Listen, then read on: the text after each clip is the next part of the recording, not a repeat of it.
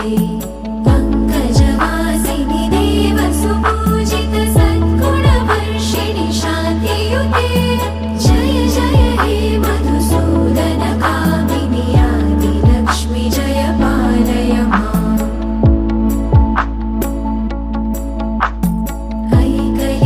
ऐकलिकल्मषनाशिनि Kamini वैदिकरूपिणि वेदमये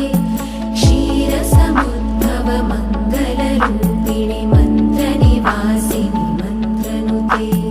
मङ्गलदायिनि अम्बुजवासिनि देवगणाश्रितपादयुते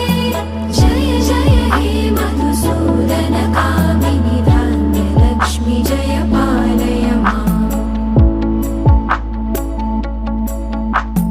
Jai वरवर्षिणि Vaishnavi Bhargavi मन्त्रस्वरूपिणि मन्त्रमये